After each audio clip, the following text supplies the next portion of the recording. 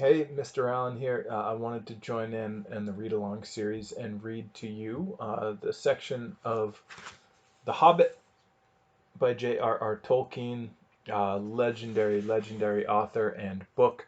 You very well may know the movies, and even if you've seen the movies, I encourage you to read the books. They are unbelievable, an unbelievable fantasy series and well worth checking out. So this is the first chapter of the first book, prelude to the Lord of the Rings, The Hobbit. Um, yeah, here we go. Chapter 1, An Unexpected Party.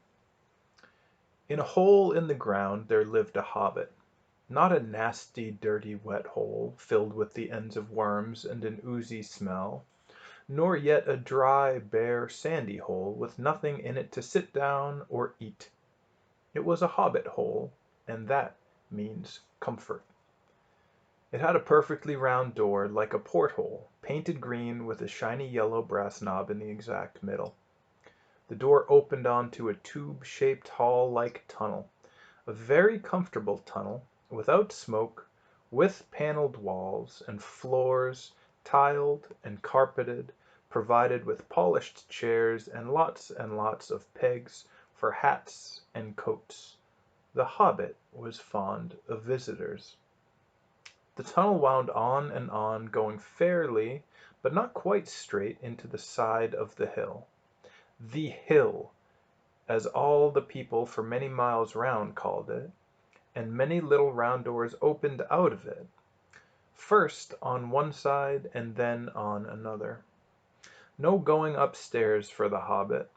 Bedrooms, bathrooms, cellars, pantries, wardrobes (he had whole rooms devoted to clothes), kitchens, dining rooms, all were on the same floor, and indeed on the same passage. The best rooms were all on the left-hand side, going in, for these were the only ones to have windows, deep-set, round windows looking over the garden and meadows beyond, sloping down to the river. This hobbit was a very well-to-do hobbit, and his name was Baggins. The Baggins had lived in the neighborhood of the hill for time out of mind, and people considered them very respectable, not only because most of them were rich, but also because they never had any adventures or did anything unexpected. You could tell what a Baggins would say on any question without the bother of asking. This is a story of how a Baggins had an adventure and found himself doing and saying things altogether unexpected. He may have lost the neighbors' respect, but he gained, well, you'll have to see whether he gained anything in the end at all. The mother of our particular hobbit. What is a hobbit? I suppose hobbits need some description nowadays since they have become rare and shy of the big people, as they call us. They are, or were, a little people, about half our height, and smaller than the bearded dwarves. Hobbits have no beards. There's little or no magic about them, except the ordinary, everyday sort which helps them disappear quietly and quickly when large stupid folk like you and me come blundering along, making a noise like elephants, which they can hear a mile off. They are inclined to be fat in the stomach. They dress in bright colors, wear no shoes, because their feet grow natural leathery soles and thick, warm, brown hair, like the stuff on their heads, which is usually curly. They have long, clever brown fingers, good-natured faces, and they laugh deep, fruity laughs, especially after dinner, which they have twice a day when they can get it. Now you know enough to go on with. As I was saying, the mother of this hobbit, of Bilbo Baggins that is, was the fabulous Belladonna Took, one of the three remarkable daughters of the old Took, head of the hobbits who lived across the water, the small river that ran at the foot of the hill. It was often said that long ago one of the Took ancestors must have taken a fairy wife. That was, of course, absurd, but certainly there was still something not entirely Hobbit-like about them, and once in a while members of the Took clan would go and have adventures. They discreetly disappeared, and the family hushed it up, but the fact remained that the Tooks were not as respectable as the Baggins, even though they were undoubtedly richer. Not that Belladonna Took ever had any adventures after she had became Miss Bungo Baggins. Bungo, that was Bilbo's father, built the most luxurious hobbit hole for her, and partly with her money. That was to be found either under the hill, or over the hill, or across the water, and there they remained to the end of their days. Still, it's probable that Bilbo, her only son, although he looked and behaved exactly like a second edition of his solid and comfortable father, got something a bit strange in his makeup from the Took side. Something that only waited for a chance to come out.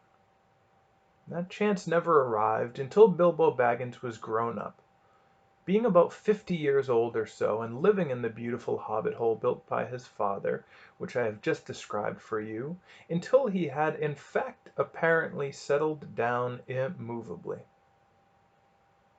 By some curious chance one morning long ago in the quiet of the world, when there was less noise and more green, and the hobbits were still numerous and prosperous, and Bilbo Baggins was standing at his door after breakfast, smoking an enormous long wooden pipe that reached nearly down to his woolly toes, Gandalf came by.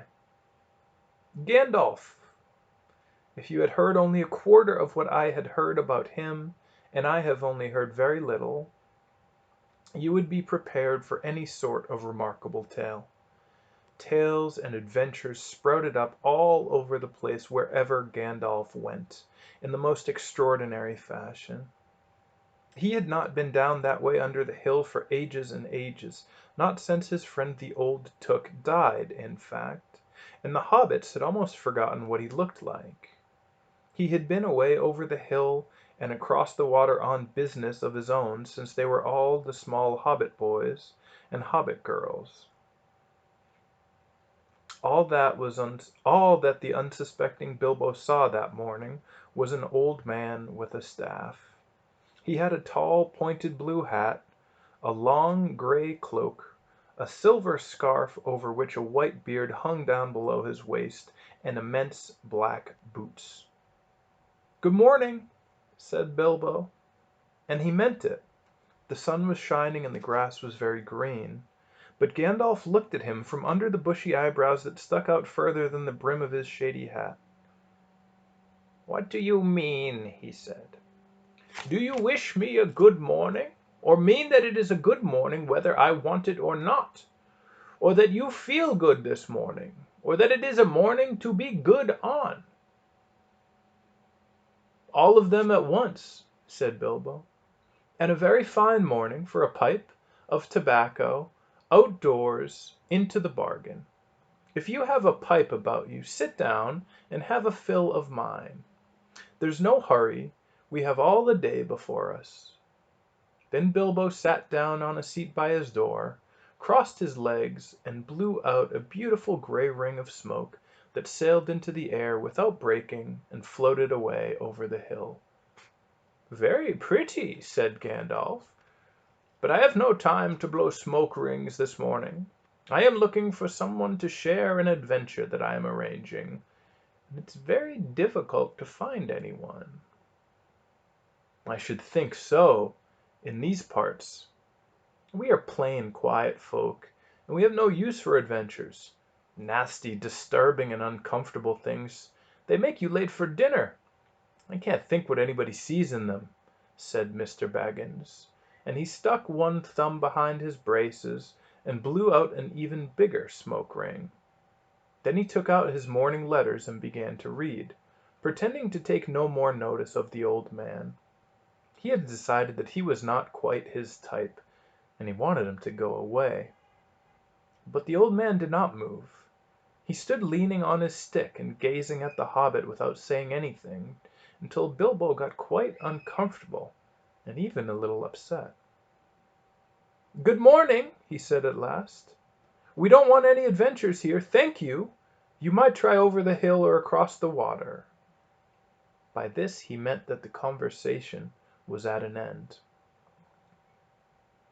"What a lot of things you do use good morning for," said Gandalf. "Now you mean it that you want to get rid of me, and then it will not be good until I move away." "Not at all, not at all, my dear sir," said Bilbo. "Let me see. I don't think I know your name." "Yes, yes, my dear sir, and I do know your name, Mr. Bilbo Baggins, and you do know my name, though you don't remember that I belong to it. I am Gandalf, and Gandalf means me. To think that I should have lived to be good morning by the Belladonna Took's son, as if I was selling buttons at the door. Gandalf, Gandalf, good gracious me, not the wandering wizard that gave old Took a pair of magic diamond studs that fastened themselves and never came undone until ordered? Not the fellow who used to tell such wonderful tales at parties about dragons and goblins and giants and the rescue of princesses and the unexpected luck of widows? Not the man that used to make such particularly excellent fireworks, because I remember those. Old Took used to have them on Midsummer's Eve. Splendid! They used to go up in like great lilies and snapdragons and lilburnerns and fire and hang in twilight in the evening. You will notice already that Mr. Baggins was not quite so prosy as he liked to believe. Also that he was very fond of flowers. Dear me, he went on, not the Gandalf who was responsible for so many quiet lads and lasses going off into the blue for mad adventures. Anything from climbing trees to visiting elves or sailing in ships, sailing to other shores. Bless me, life used to be quiet. I mean, you used to upset things badly in these parts once upon a time. I beg your pardon, but I had no idea you were still in the business." "Where else should I be?" said the wizard. "All the same, I am pleased to find you remember something about me. You seem to remember my fireworks kindly, at any rate, and that's not without hope. Indeed, for your old grandmother Took's sake, and for the sake of poor Belladonna, I will give you what you have asked for." "I beg your pardon," said Bilbo. "I haven't asked for anything." "Oh, yes, you have, twice now." "My pardon." "I give it to you. In fact, I will go so far as to send you on this adventure. Very amusing for me, very good for you, and profitable too, very likely, if you ever get over it. Sorry, I don't want any adventures, thank you. Not today. Good morning. But please, come to tea any time you like. Why not tomorrow? Come tomorrow. Goodbye." With that, the Hobbit turned and scuttled inside his round green door, and shut it as quickly as he dared, not to seem rude. Wizards, after all, are still wizards. And that's where I'll stop. That is the very beginning of an unbelievable fantasy series called The Hobbit by J.R.R. Tolkien. This is a very old copy of the book, actually, that was given to me. It was my father's, which he gave to me, so it's very special to me and holds a dear place in my heart. It's one of the first books I fell in love with. So yeah, check it out, The Hobbit, J.R.R. Tolkien. Peace and love. Stay kind. Be nice to one another. I'll see you guys soon. Bye.